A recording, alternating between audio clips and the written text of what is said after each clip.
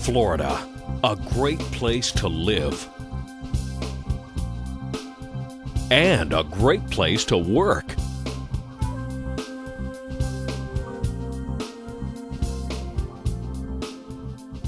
In the next few minutes, we hope to show you why we want and need your partnership with us in making the FLATE Center for Manufacturing Education successful. For years, Florida industry has been associated with tourism, citrus, cigars, space, defense, and phosphate. But now, in the 21st century, what is Florida known for? Can the area be identified with any particular industry? And what of the 17 million people that enjoy living here? How can we describe our workforce? To understand the needs of our state, let's take a closer look at the state of Florida at work.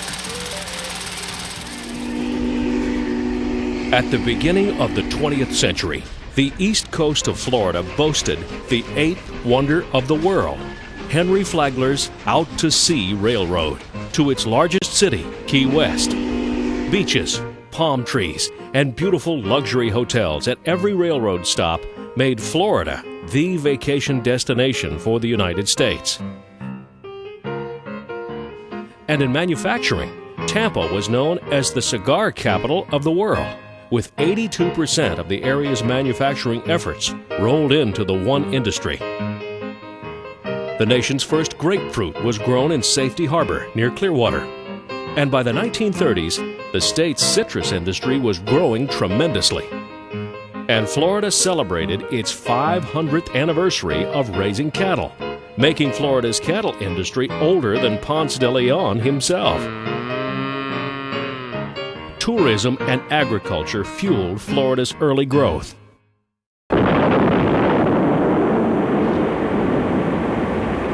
Yesterday, December 7th, 1941,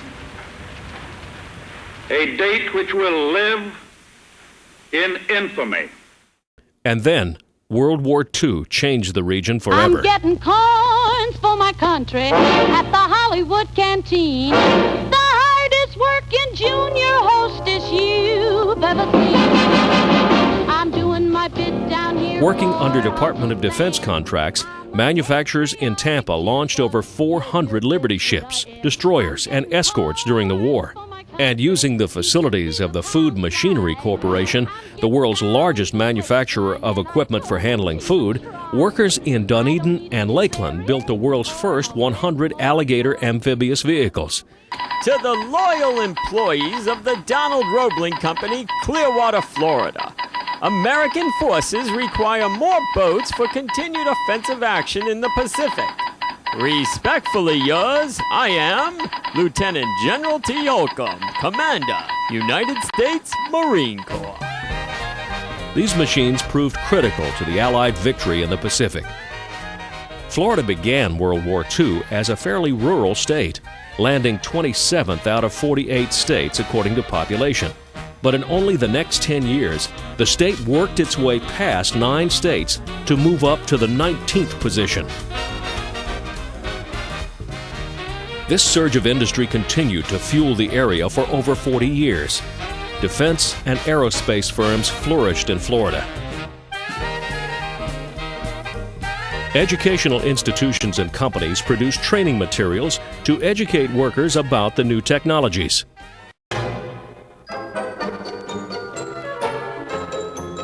You might say that the introduction to high vacuum goes back in time to 2 17th century physicists whose accomplishments are known to every schoolboy.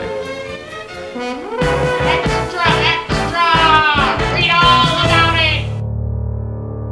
But in the 1980s, defense budgets were slashed, and manufacturing organizations throughout the state faced dramatic challenges.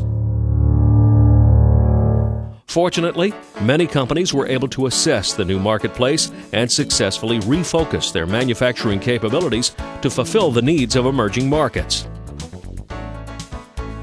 Today, Florida is bustling with manufacturers, laser and optic companies, high-tech process equipment manufacturers, biomedical product producers, and state-of-the-art citrus processing facilities. And Florida will soon be the third largest state in the country.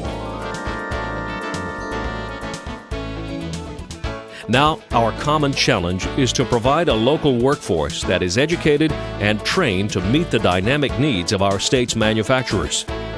And for manufacturers whose industry is considered high wage, the pay scale can be twice that of other industries.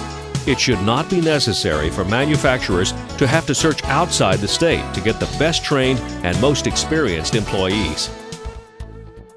The skill set expected of today's and tomorrow's manufacturing workforce is exploding, and the local manufacturing education must keep pace. We cannot let education constrain the growth of high-performance manufacturing in Florida. Our NSF-supported Regional Center for Manufacturing Education, FLATE, launches this critical mission. Now let's take a glance at how our center accomplishes these educational goals. FLATE interacts with manufacturers to understand their business and determine their specific needs. The center collaborates with Florida's educational institutions and training facilities to evaluate their current capabilities. And FLATE works with these facilities to develop the needed curriculum, provide training for the educators, and facilitate delivery of the critical new educational and training information. Partnering with both the manufacturers and the local educational institutions, the center provides valuable assistance in developing a more accurately trained workforce, promoting manufacturing in Florida through outreach activities, providing professional development for Florida's educators, and encouraging economic diversity and development.